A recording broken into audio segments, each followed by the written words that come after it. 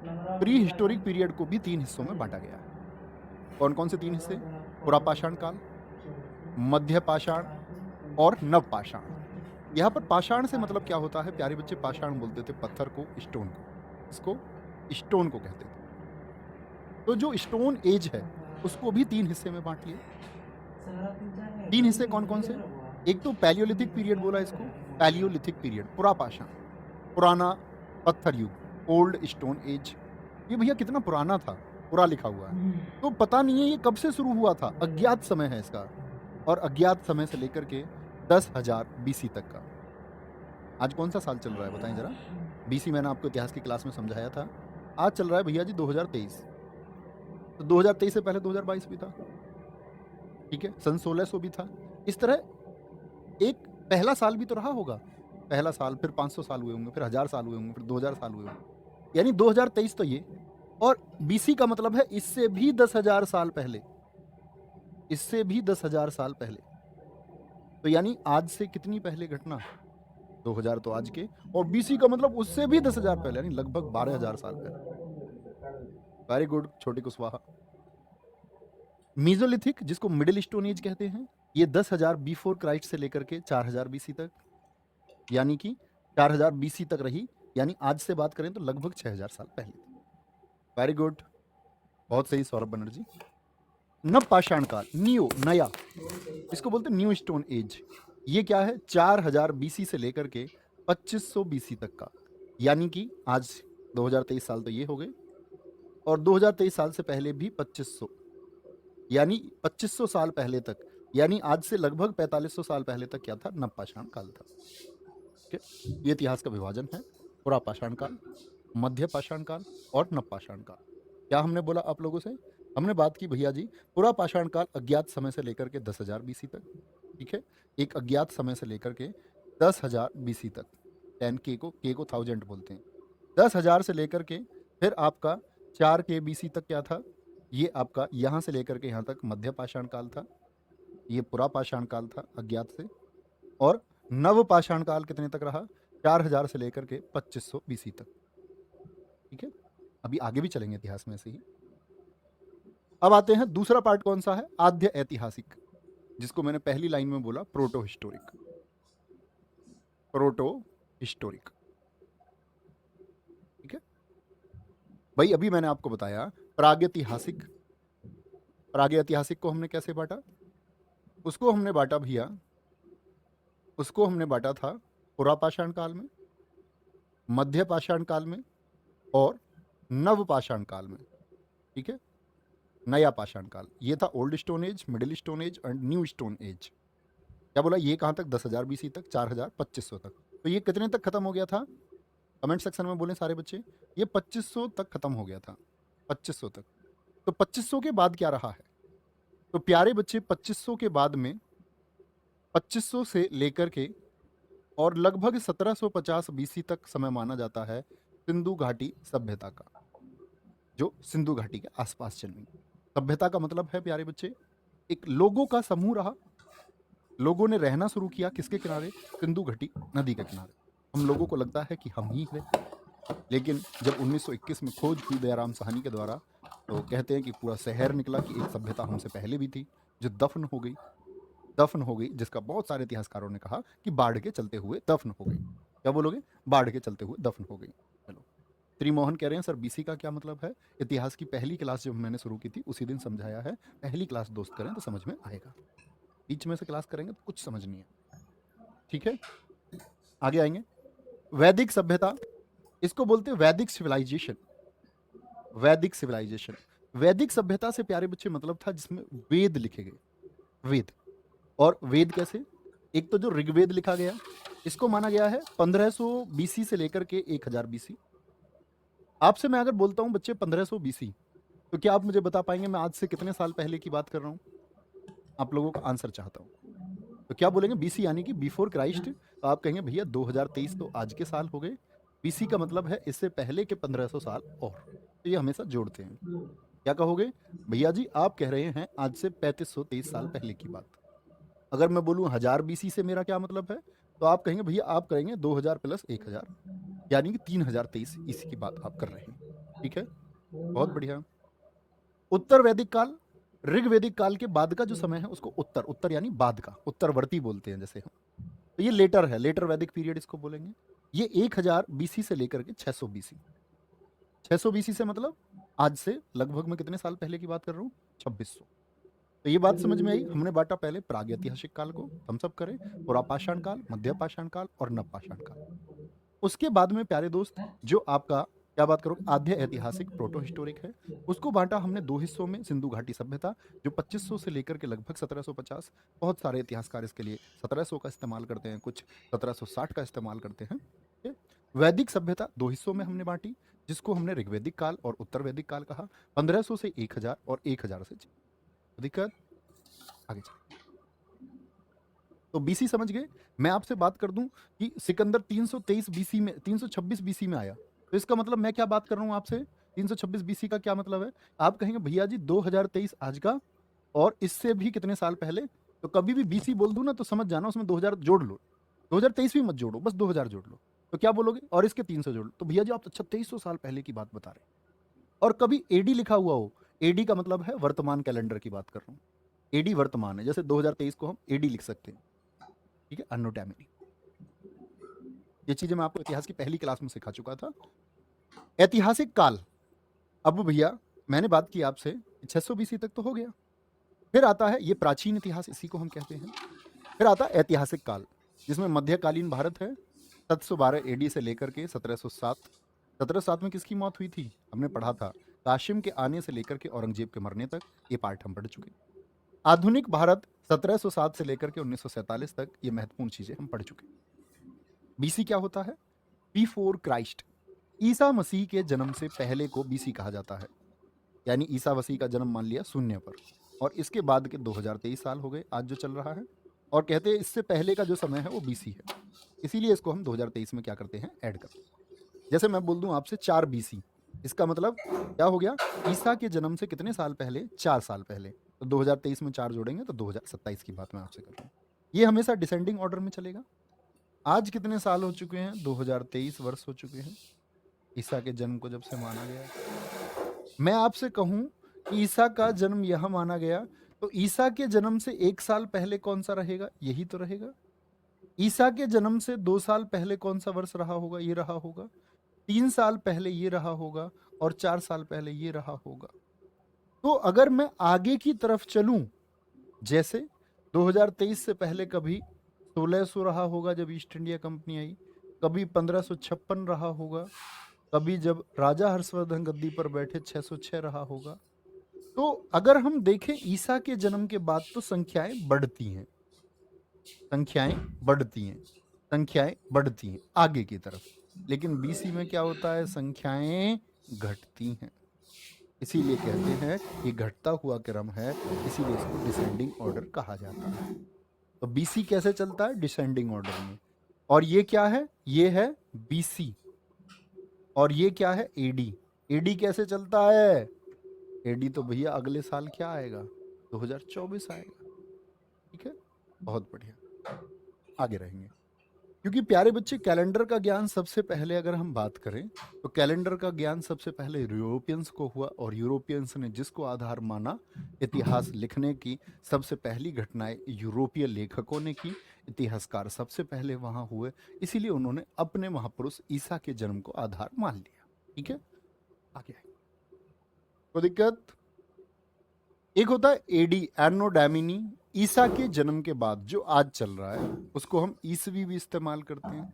जैसे 2023 चल रहा है, 2023 को मैं ईसवी भी लिख सकता हूं, 2023 ईसवी, या मैं 2023 को एडी भी लिख सकता हूं, ये वर्तमान चल रहा है।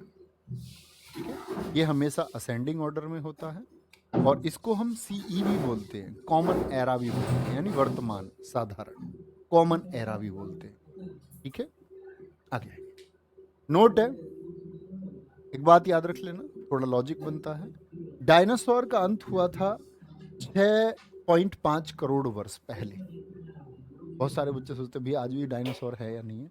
तो कितने साल पहले, 1000 2000 साल पहले नहीं, लाख साल पहले नहीं, 6.5 करोड़ पहले इतने साल पहले डायनासोर का अंत हुआ। क्यों अंत हुआ था? कि पृथ्वी से एक डायनासोर टकराया। ठीक है? पृथ्वी से उल्का पिंड का टकरा जा, तो दिक्कत क्या बोलेंगे? पृथ्वी से उल्का पिंड का टकरा जा। बच्चे, आग की खोज कब हुई इसकी फिक्स डेट तो किसी को पता नहीं है, उसकी कोई तारीख है या वर्ष है, वो एक आइडिया है, वो एक जैसे एक अनुमान है कि जैसे बोलते हैं ना, मुर्गी पहले आई या अंडा पहले आया, मनुष्य पहले आया या उसकी मम्मी जी पहले आई, पहला आदमी कैसे आया, तो हर एक पहली चीज कैसे आई ये तो आज भी जांच का विषय है, जिस पर सारा विज्ञान फेल हो जाता है। ठीक है, अब बात करते हैं मानव विकास की। कमेंट ना करें, अब मैं किसी का उत्तर नहीं देने वाला हूं फिलहाल में। बहुत ध्यान से सुने मेरी चीजें, सारी पिक्चर क्लियर होगी अगर ध्यान से सुने। मानव विकास मतलब मानव का विकास हुआ कैसे है? हम इंसान क्या हमेशा से ऐसे ही थे, या प्रकृति में जो बदलाव हुए उसके अनुसार हमारे अंदर भी बदलाव हुए? तो इस सिद्धांत को सबसे पहले चार्ल्स डार्विन ने समझाया, और मानव ह्यूमन ओरिजिन थ्योरी सबसे पहले किसने दी? चार्ल्स डार्विन ने दी। कौन थे? इंग्लैंड के वैज्ञानिक थे। ठीक है, इनकी बुक है जो बहुत महत्वपूर्ण है, बहुत पूछी जाती है, क्या? ओरिजिन ऑफ स्पीसीज, जातियों का उद्भव। और दूसरी किताब इन्होंने लिखी डिसेंट ऑफ मैन, यानी कि इनके वर्ष तक भी पूछे जाते हैं। अच्छा, मनुष्य पहले क्या था?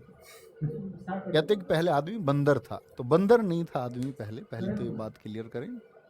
तो डार्विन ने क्या कहा है कि मनुष्य जो है प्राइमेट के करीब था, बंदर के करीब था। ये नहीं कहा उसने बंदर से आदमी बना है। फिर लोग सोचते हैं आज वाले बंदर क्यों नहीं बन गए, तो उन वाले लोगों को ये जवाब है कि एकदम से नहीं बनता है कुछ भी। हो सकता है आपके सामने थोड़ी बनेगा, हो सकता है अगले 50,000 साल में ये भी बन जाए, हो सकता है अगले 2 लाख साल के बाद में ये भी बन जाए, अगले 10 लाख साल के बाद बन जाए। लेकिन पहली बात तो ऐसा है नहीं। मनुष्य मानव जो है, मानव बंदर के करीब है, प्राइमेट के करीब है, उससे बना नहीं है। ठीक है, तो प्रकृति के साथ में सीधे सीधे सीधे सीधे आदमी का विकास हुआ है। तो क्या है? उसका शरीर तनता गया है। आदि मानव का जन्म कब हुआ था? आज से 40 लाख वर्ष पूर्व माना गया है, यानी आज से 40 लाख साल पहले। और सबसे पहला माना गया है ऑस्ट्रेलोपिथेकस को। ये कहाँ का था? दक्षिण अफ्रीका का। आगे थोड़ा सा विकसित मानव हुआ जावा अफ्रीका में। फिर पैकिंग चाइना का मानव थोड़ा और विकसित हुआ, जिसके साक्ष्य कहाँ से मिलते हैं? चीन से। फिर थोड़ा विकसित और हुआ निएंडरथल, निएंडरथल जर्मनी से। क्या बोलेंगे? जर्मनी से। और फिर आपका क्रोमैग्नोव, ये फ्रांस का एक मानव था। कहाँ का? फ्रांस का।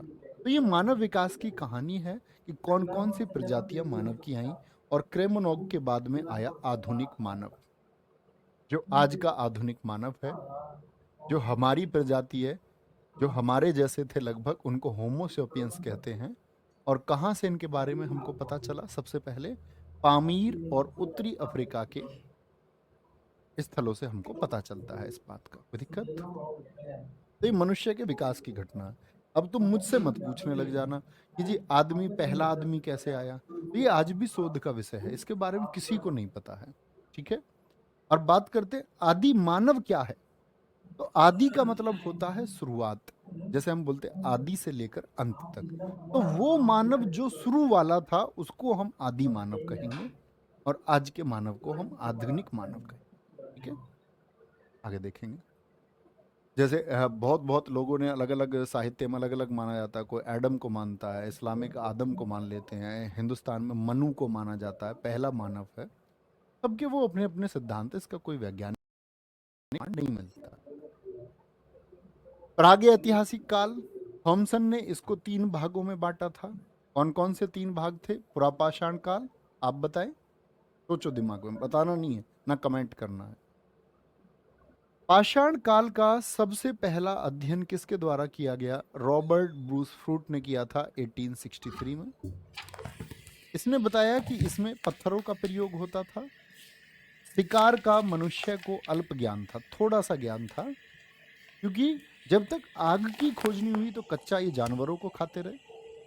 पहला आदमी तो शायद शुरुआत में भूखा ही मरा होगा, उसके पेट में भूख हुई होगी तो उसको पता ही नहीं होगा कि भूख लगने पर कुछ खाया जाता है। सोच सकते हैं आप, क्या जरूरी है पता चला हो? नहीं, शायद भूखा ही मर गया हो तड़प तड़प के।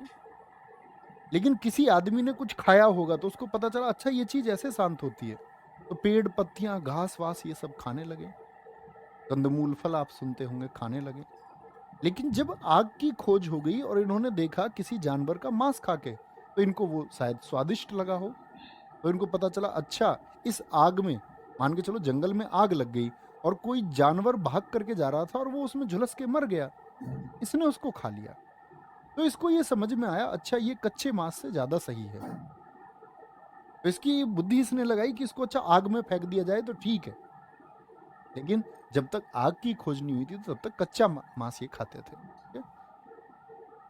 शिकार का अल्प ज्ञान था, कच्चा मांस खाते थे, और आग जलाना फिर इन्होंने सीखा, ठीक है? आग के प्रमाण की आग जलाना सीखा।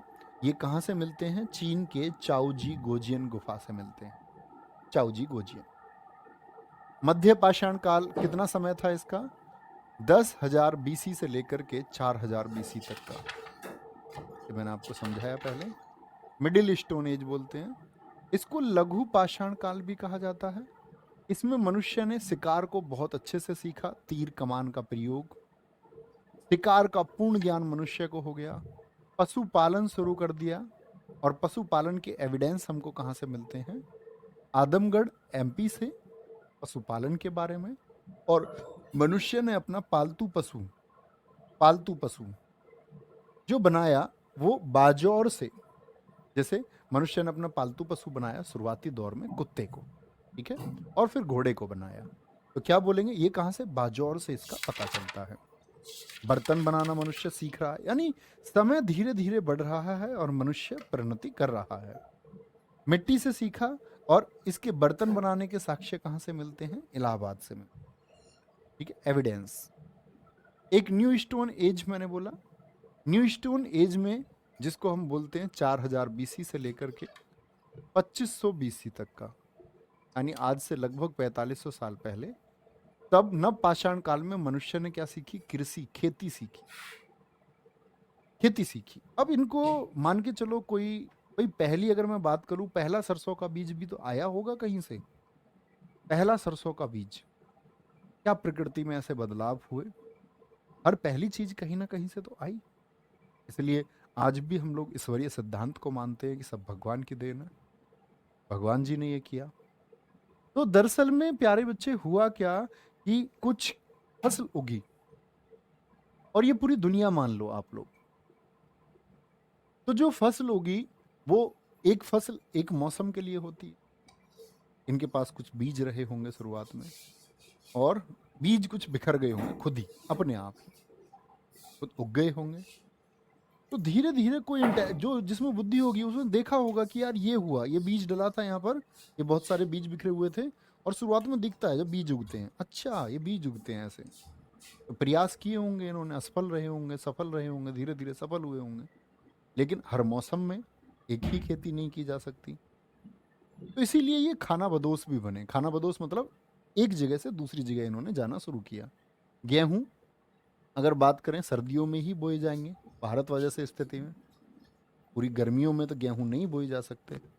तो फिर इन्होंने देखा कि अब कहीं और चलते हैं। तो इस तरह से ये पूरी दुनिया में घूमे, और इस तरह से पूरी दुनिया में व्यक्तियों का आवागमन शुरू हुआ, ठीक है, खाने की तलाश में। जैसे यहाँ पर क्या हुआ, अभी इन्होंने खा लिया, ये पेड़ के सारे इन्होंने देखा यहाँ कंदमूल है, घास वास है, सब कुछ खा गए। अब इन्होंने देखा कहीं आगे चलते हैं जहां ये चीजें मिले, ठीक है, आगे पूजा इन्होंने तब नवपाषाण काल में, पहिए का आविष्कार नवपाषाण काल में। इस काल में इन्होंने छोटे छोटे पत्थरों को, जिन्हें माइक्रोलिथ कहते हैं, सबसे ज्यादा प्रयोग किया। ऐसे पत्थर थे इन्होंने नुकीले बना लिए घिस घिस करके, इस जानवर के पेट में दे दो इसको और इसको मार लेंगे। तांबे की खोज हुई, बहुत पूछा जाता है सबसे पहले किस धातु की खोज हुई? तांबे की।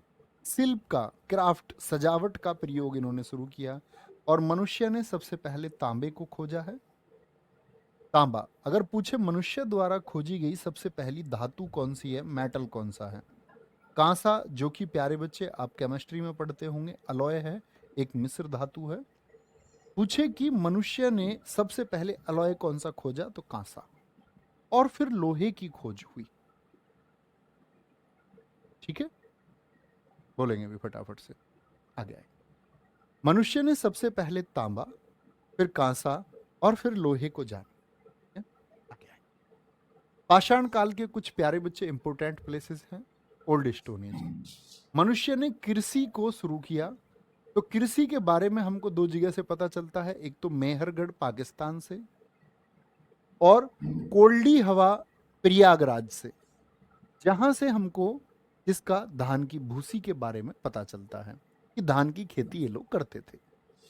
मानव खोपड़ी भी हमको मिली है हथनौरा मध्य प्रदेश से। चित्रकला के एविडेंस कहां से मिलते हैं, भीमबेटका की जो गुफाएं प्रदेश से। और हथियारों का प्रयोग करना भी ये जानते थे, इसके बारे में हमको मिर्जापुर उत्तर प्रदेश से पता चलता है। ठीक है, कोई परेशानी, कोई दिक्कत? Very good. चलो नेक्स्ट। अभी भी कुछ बच्चे, ना के बराबर बच्चे कमेंट कर रहे हैं, मैं देख पा रहा हूँ। प्यारे बच्चे, आप बेकार का प्रयास कर रहे हैं और आप एक अच्छे छात्र ना होने का परिचय भी दे रहे हैं। प्लीज रिक्वेस्ट है आप लोगों से, पढ़ लो ध्यान। ठीक है, चलो। एक बच्चा कह रहा है, जैसे मैं कमेंट पढ़ के बताता हूँ, कार्तिक श्रीवास्तव, सर भगत सिंह आप कब पढ़ाएंगे? ए गुड मेरे शेर, बहुत जल्दी आप सफल हों दोस्त, पढ़ो ध्यान से, प्लीज रिक्वेस्ट है। सिंधु घाटी सभ्यता का परिचय। तो मैंने बोला तीनों पाषाण काल के बारे में हम लोग, पुरापाषाण काल आग की खोज के लिए जाना जाता है, मध्य पाषाण काल जिसको शिकार के लिए जाना जाता है, नव पाषाण काल जिसको पहिए के लिए जाना जाता है। पहिए के लिए इनके सामने कोई चीज लुढ़की होगी, इन्होंने देखा अच्छा ये गोल सी चीज है, थोड़ी पेड़ का तना रहा होगा, मान लो पेड़ टूट के गिर गया, घिसते घिसते घिसते घिसते पेड़ ऐसे लुढ़का दिया, कह रहे कि गोल चीज आ रही है तो बहुत लुढ़कती है। तो इन्होंने, इनके दिमाग में आइडिया हुआ कि गोल चीज लुढ़कती है। ठीक है, आगे आए। अन्य नाम, अन्य नाम। और सर प्रॉमिस करता हूं कमेंट नहीं करूंगा। गजब, देखो मैं तुम्हें बताऊं, कभी ना आप लोग ये सोचना, इस दुनिया में बुद्धिमान लोग कौन हैं? जिनके अंदर से कुलबुली होती रहती है, वो जो खुद को रोक नहीं पाते। आपने देखा होगा भगवान बुद्ध अपना सब कुछ छोड़ के 6 वर्ष के लिए जंगल में चले गए और वहां 6 वर्ष चुप रहे, लौट के वापस आ गए वहीं जहां से गए थे। महावीर स्वामी, भगवान महावीर 12 साल चुप रहे, लौट के कहाँ आए, वापस वहीं आए, लेकिन 12 साल तक कुछ, तब ज्ञान मिला। तो हमको उतना ही बोलना चाहिए जितना जरूरी हो,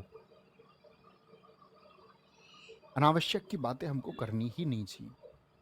जो बहुत जरूरी है वो, जो बहुत जरूरी है वो सुने, उसकी बात हम कर रहे हैं। अभिषेक कुमार जी, मैं मेरे दोस्त आपके पैर पकड़ता हूँ, मुझे नहीं पता रीजनिंग की क्लास कब चलती है। अरे सर रीजनिंग क्लास कब चलती है? आएंगे बच्चे। ठीक है, मुझे जो आपसे कहना था वो रिक्वेस्ट मैं आपसे कर चुका। बाकी होते ना, एक वो कहावत है, 12 साल क्या बोलते हैं उसको, दबा के रखी तब भी टेढ़ी की टेढ़ी, तो वो तो दुनिया में चलती है। आएंगे। तो सिंधु घाटी सभ्यता का परिचय, इसको हम बोलते हैं हड़प्पा सभ्यता, क्योंकि सबसे पहले खोजा गया नगर ही हड़प्पा था। कांसे की खोज इसमें हुई तो कांस्य सभ्यता भी बोलते हैं। इसमें नगर थे तो प्रथम नगरीय सभ्यता, और सरस्वती नदी के किनारे जो आज लुप्त हो चुकी, तो सरस्वती सभ्यता भी कहा गया। ये देखो खुदाई में ऐसे के ऐसे नगर मिले, आधुनिक नगर। ठीक है, आधुनिक नगर। और सबसे ज्यादा प्रभाव कहाँ है इसका, ये इंडस वैली सिविलाइजेशन। मैप में अगर आप देखें तो उस समय तो पाकिस्तान भारत का ही हिस्सा था, तो क्या बोलोगे, ये भारत पाकिस्तान अफगानिस्तान वाले हिस्से में ज्यादा इसके स्थल हैं। नेक्स्ट। पहली बार 1826 में चार्ल्स मैसन ने इसको खोजा। दरअसल में ये जो खोज हुई है, तो चार्ल्स मैसन ने इसके बारे में भविष्यवाणी कर दी कि कोई नगर रहा है। उनको कुछ अवशेष मिले, छोटी खुदाइयों में कुछ जगह मिली, 1856 में पहली बार कनिंघम ने सर्वेक्षण किया। 1856 में बर्टन बंधु थे, इन्होंने हड़प्पा सभ्यता की सूचना सरकार को दी।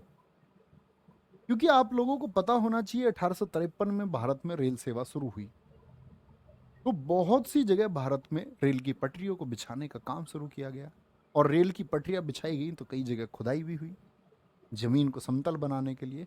तो कुछ पुरानी ईंटें इन लोगों को दिखती हैं, तो ये लोग सोचते हैं इतनी पुरानी ईंटें, ये यहाँ क्या मतलब है। तो जब उन जगहों को खोजा गया तो और ईंटें निकलती हैं, और ईंटें निकलती हैं, और फिर पूरी जगह ही निकल जाती है, और पता चले धीरे धीरे पूरा शहर सामने आ जाता है।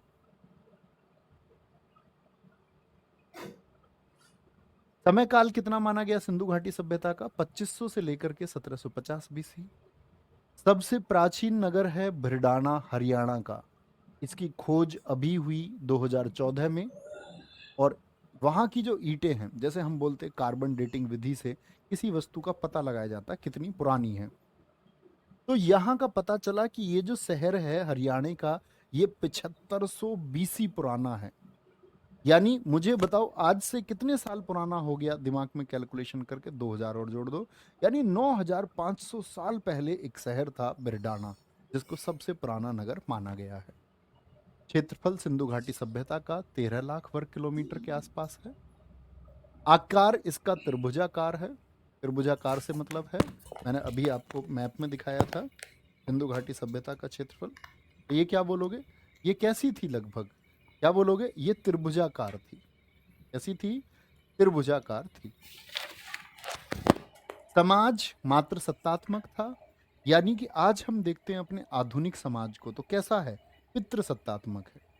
अब ऐसे नहीं घर में पिता की चलती है या माता की चलती है, बात ये होती है कि घर के जो मुख्य डिसीजन है, मुख्य निर्णय, वो किसके द्वारा लिए जाते हैं। तो मुख्य डिसीजन कौन लेता है आज आपके घर में?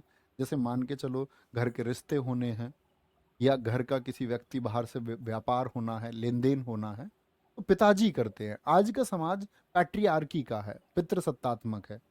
और क्या बोलोगे, कुछ घर इसके अपवाद भी होते हैं।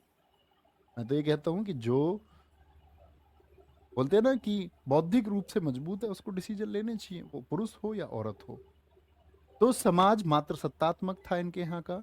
लिपि इनकी भाव चित्रात्मक थी, यानी कुछ चित्र दिखते हैं, भावों के माध्यम से, चित्रों के माध्यम से ये बात करते थे, लिखाई का इनको ज्ञान नहीं था। ठीक है। पूजा ये पशुपति देवता की करते थे, और मातृ देवी, जिनको ये उर्वरता की देवी बोलते थे, यानी कि कुछ पैदा होगा जमीन से। पवित्र पशु इनका कुबड़ वाला बैल था। कुबड़ वाला बैल मैं आपको दिखा देता हूँ कैसा होता था कुबड़ वाला बैल, अगर होगा फोटो तो। हाँ, ये देखो, ये कुबड़ वाला बैल है जिसका एक कुबड़ निकला हुआ है। ये क्या है? ये कुबड़ वाला बैल था। ये सभी हम देख लेंगे। व्यवसाय क्या था इनका? आयात और निर्यात, यानी कि उस समय आप देखोगे बंदरगाह तक इनके पास थे। सिंधु घाटी सभ्यता बहुत विकसित थी, और समुद्री व्यापार के साथ साथ में आपका अगर बात करें यूरोप थल मार्ग से भी इनका व्यापार था। हम सोचते हैं भैया, कहते हैं व्यापार का मार्ग तो वास्को डी गामा ने खोजा, तो प्यारे बच्चे वास्को डी गामा ने यूरोप से यहाँ का समुद्री मार्ग खोजा। ठीक है, थल मार्ग से पहले से व्यापार होता था। सिंधु घाटी सभ्यता 2 टीलों में विभाजित थी। टीले से क्या मतलब है? जैसे ये गांव था, तो गांव में क्या होता था, गांव में एक ऊंचा टीला बनाया जाता था ऊंची जगह पर।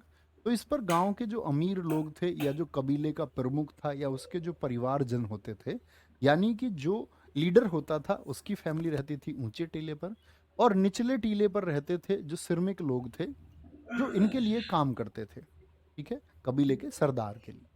अच्छा, लेकिन पूरी सिंधु घाटी सभ्यता में एक टीला है धौलावीरा। धौलावीरा, इनके बारे में हम पढ़ेंगे। ये कितने टीलों में था?